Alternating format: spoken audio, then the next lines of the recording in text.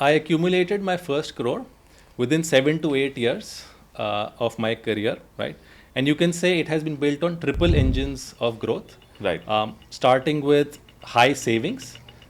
So you need to save aggressively, right? I used to be able to save 80-90% of my monthly income, right? As I said, I had relatively low fixed expenses, living with my parents, and I was also able to grow my income, right? That would be the second engine of growth. So save aggressively, invest in yourself, in your career, so you're able to grow in that. And then I would invest those savings and grow those savings at also above 15% CAGR. Right?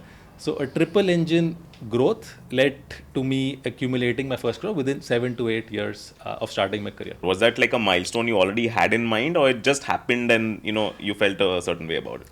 Of course, as your income grows, as your savings grow, you always look at your portfolio, your first 5 lakhs, your first 10 lakhs, your first 25 lakhs, right? So obviously it's a great feeling whenever you achieve your first crore.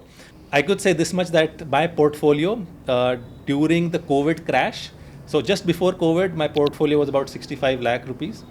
At the time of COVID, when the market crashed, it went down to 37 lakhs. So I lost 40% of my portfolio in line with the market, right?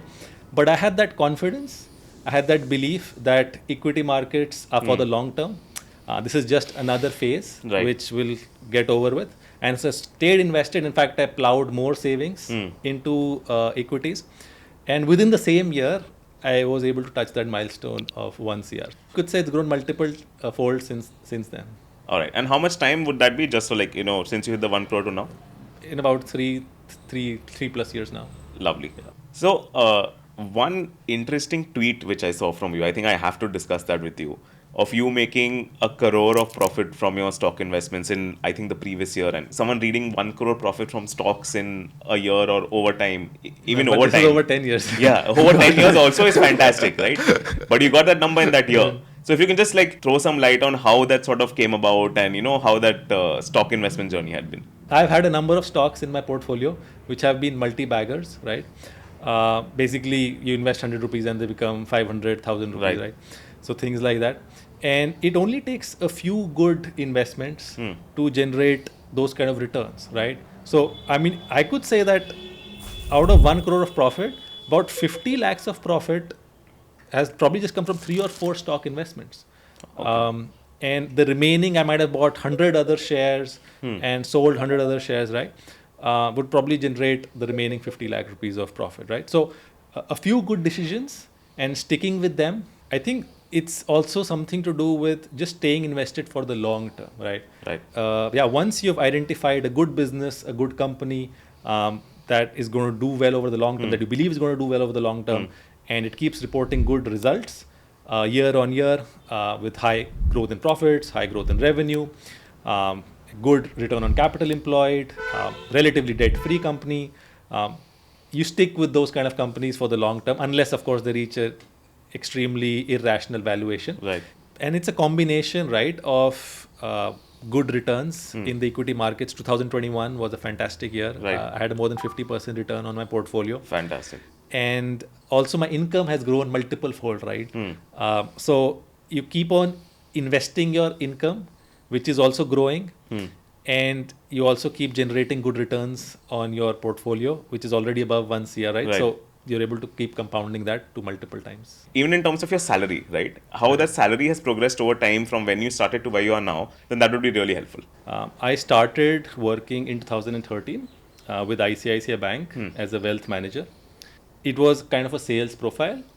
You see a lot of mis-selling going on, right? Of course. And especially to senior citizens. Right. And something that I do not enjoy that much within a year of joining. So I switched industries into IT, and where I've been employed ever since. I'm currently into strategy and consulting, and I've been able to grow through the organization. I joined as a junior analyst, and now I'm currently one of the managers in the company. When it comes to my salary, so when I started working with ICICI Bank, my CTC was 8 to 9 lakhs. While I cannot reveal my exact salary right now, you could say I've been able to compound it at more than 15% 15 to 20% over the last decade. When did you start investing and how did you start investing? Of course, you started from like a wealth management sort of setup, so that would have probably given you some impetus. As I was working in the bank, I was offering a lot of different financial products to my clients. And so one day, I was just sitting in front of the laptop, and I would see that one of my HNI clients, he had shares in his ICICI Demat account he had shares of ITC worth 5 crores. Wow. And he had nothing else in his Demat account, no other shares. And that just made me go like, wow, like this guy has shares of 5 crores of just one company. And so that was my aha moment, as you may call it. And I searched about what is shares, equity. I searched about ITC's stock price. I saw the growth in ITC's price over the last 15, 20 years. Right. I'm talking about 2013 now. So that if that person is still holding those shares, it's probably more than 10 CR. He's already got dividends of more than 1 crore in those 10 years. Wow. So, and the person was not even a financial whiz kid or something. Since I was working with the bank in Calcutta, and ITC is based out of Calcutta, that was an employee of ITC, and he had just got ESOPs. And he probably just never sold his ESOPs. Right. And they invested and kept on increasing over time, right? So what got hooked me into the world of finance ever since, that this is a legitimate way to financial freedom. So Gurjot, now currently at this point in time, what does your asset allocation in your investment portfolio look like? Yeah. So currently, I have about 80% allocation to equity, 75% in my direct stock portfolio, Right. and about 5% in mutual funds, which are also related tax-saving mutual funds mainly, and one small cap fund that I have. Right. So 80% into equity. I have about 6-7% of bonds, which was for passive income. I have about 6% in NPS, and about 4-5% a small real estate investment that I did, and then remaining 1 or 2% is in PPF and employee provident fund. So you talked about small real estate investments that you've done. So are these like investments into things like REITs or stuff like that, or have you invested in small properties? Where has that gone into? Yeah. So we purchased a small studio apartment in Solan. It's the largest city in Himachal Pradesh. Right. I wanted to. It's a small holiday home also, you could call it. So I wanted to purchase a property in a location where we could enjoy and get away from the heat of Delhi, plus also maybe enjoy a little bit of winter, right? It's also a rent yielding investment. Okay. Because it's sort of managed by hospitality company, and we get like a 6% yield on that investment as well. So, Oh, lovely. So it's structured in such a way that for 11 months of the year, it's out on rent, or I mean the hospitality company manages, and for 1 month you can stay in it, right? You get 30 days in a year to go there and stay, and you can go throughout the year however you want to break those 30 days into. Right. So you get to enjoy the property yourself, plus you also get returns on it. Gurjot, this property sounds fabulous, right? And people would love to know, like place like Solan. It's not like a very traditional purchase town, right? So how much did this property sort of cost, and what was your investment into it like? This costed around 35 to 40 lakhs, and it was a joint investment between me and my parents. Got it. So Gurjot, in terms of your monthly expenses which you talked about, which some of your fixed income investments cover, what are these expenses looking like? Like how much do they come to monthly, annually, however you want to like sort of let out? Monthly expenses right now would be around 1.2 lakhs. So comes out to about 14 to 50 lakhs a year, right? And I have not included discretionary expenses like foreign vacations or upgrading your gadgets, Right. and things like that, right? So if I include everything, then it comes out to about 24-25 lakhs a year, right? So if I talk about my fixed expenses, about 50% of those would be covered by passive income, by investing into debt instruments like bonds, Right. or high dividend yielding stocks and things like that. So that's an aim and objective that I have, to cover 100% of my fixed monthly expenses through passive income. And now we've talked about your next goal being that of financial independence and financial freedom.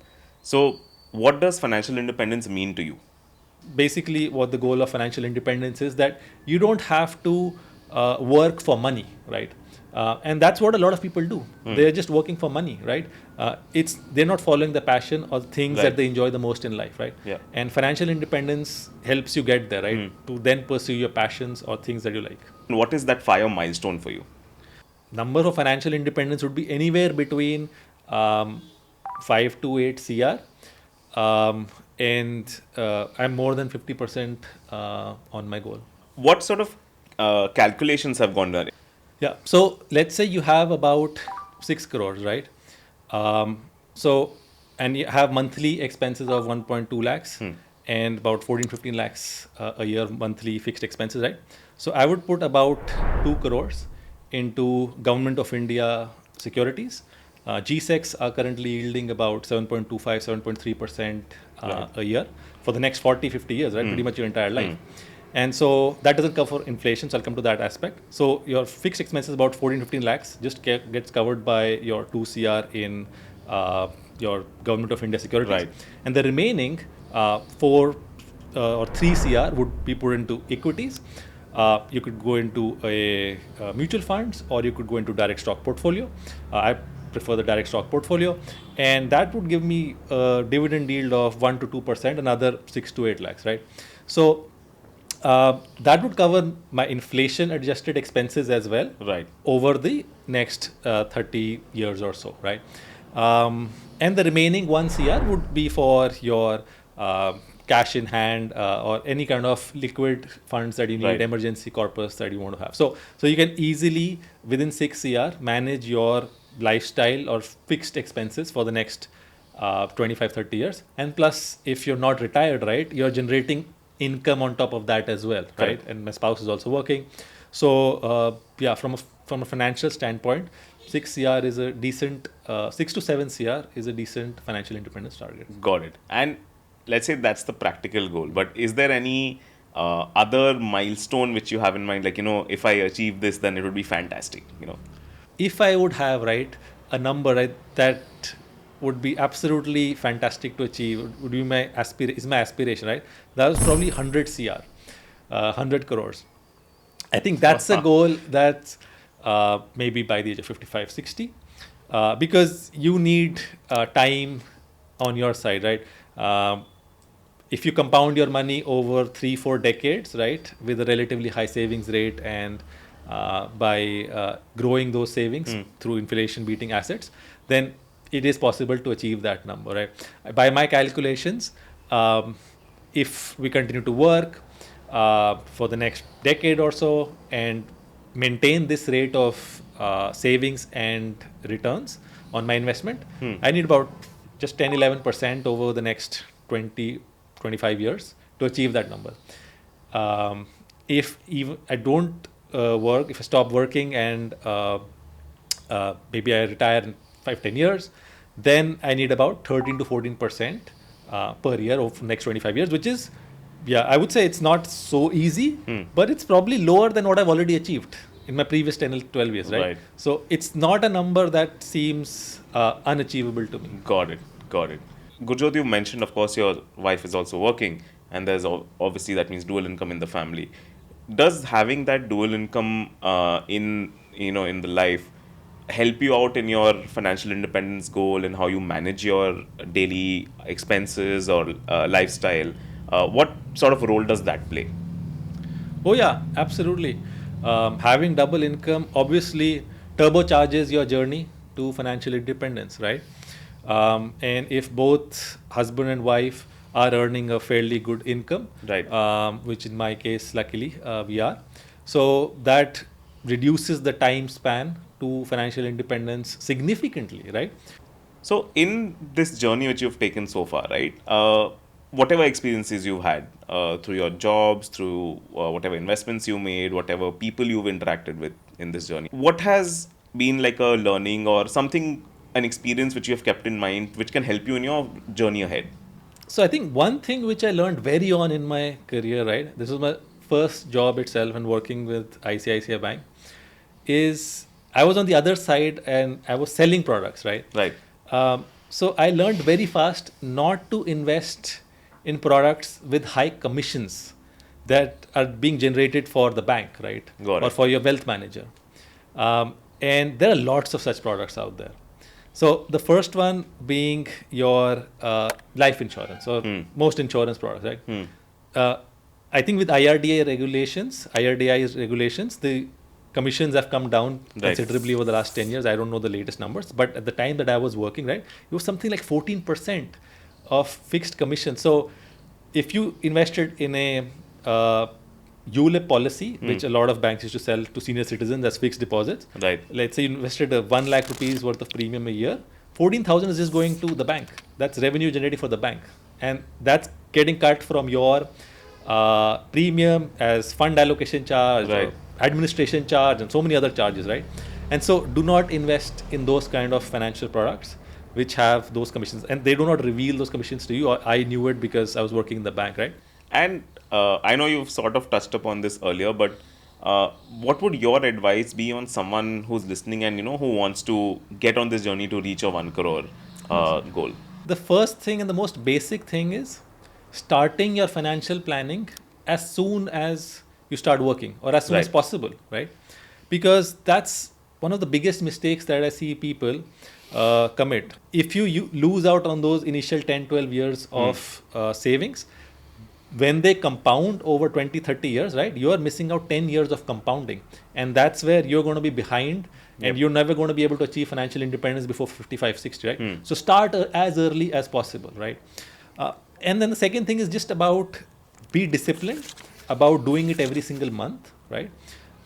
And invest in assets which beat inflation over the long term, right? So I did some calculations, right? So if that person with 50,000 rupees of income, right, is able to save even 40% of that income, right, 20,000 rupees a month, right, and save that and invest that into, let's say, equities, right, and able to generate via mutual fund. A lot of mutual funds generate good amount of returns, right? So over 10 years, if he's able to keep saving 20,000 and invest that at a 15% CAGR, and also invest in his career, so his income should also keep growing, let's say at about 15%, at starting at 6-7 lakhs. That's, I think, very much possible.